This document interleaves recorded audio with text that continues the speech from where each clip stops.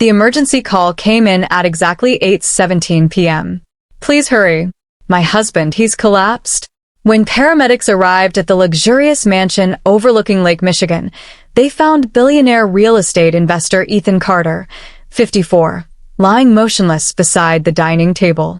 His wife, Olivia Carter, knelt beside him, sobbing uncontrollably.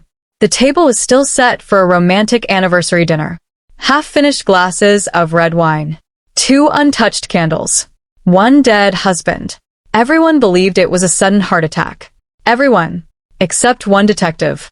Detective Marcus Hale couldn't stop staring at the wine glasses. Olivia claimed they had both shared the same bottle. But forensic technicians discovered something strange. Only one glass contained traces of an extremely rare plant-based toxin that attacks the heart so quickly it often resembles natural cardiac failure. Someone had poisoned Ethan, and only one person at that dinner should have died. Police immediately focused on Olivia, but before they could arrest her, they discovered Ethan had secretly changed his will only 3 days before his death. Olivia wasn't getting the $37 million inheritance anymore. She was getting nothing. Everything suddenly changed. If Olivia wasn't receiving the fortune, who was? The answer shocked everyone. The entire estate had been transferred to Ethan's younger brother, Daniel Carter, who claimed he hadn't spoken to Ethan in months. Yet surveillance cameras captured Daniel entering Ethan's office just 2 days before the murder. Police searched his home. They found documents about poisonous plants, bank statements drowning in debt, and messages begging Ethan for money. The investigation seemed over, until forensic analysts discovered Daniel had an airtight alibi. He had been over 200 miles away when Ethan died. The poison had been placed in the wine hours earlier. Detectives dug deeper into Olivia's life. Hidden inside an encrypted phone was a series of deleted messages. They weren't with Daniel. They were with Ethan's personal physician, Dr. Nathan Brooks. The messages weren't romantic. They were desperate. He found out, if he tells the police, we're both finished.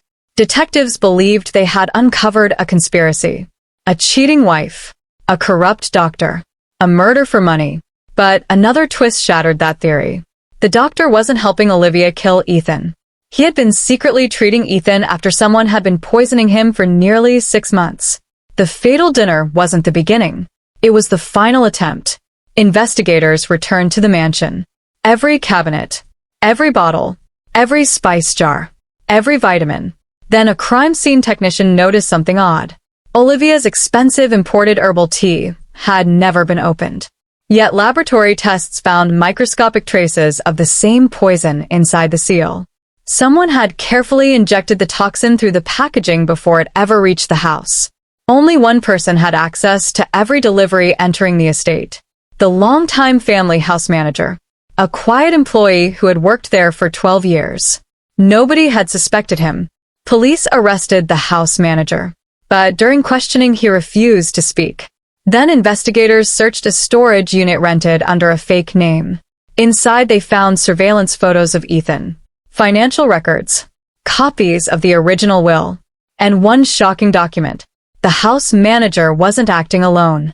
He was Daniel Carter's biological father, a secret Ethan had uncovered through a private DNA investigation only weeks before his death. For decades, Daniel believed Ethan had stolen the family fortune. His father convinced him the inheritance rightfully belonged to them. Together they planned to poison Ethan slowly, making his death appear natural. But Ethan secretly changed his will after realizing someone was trying to kill him. Daniel would inherit nothing. Realizing their plan had failed, the house manager accelerated the poisoning during the anniversary dinner, hoping investigators would blame Olivia. For a while, it worked.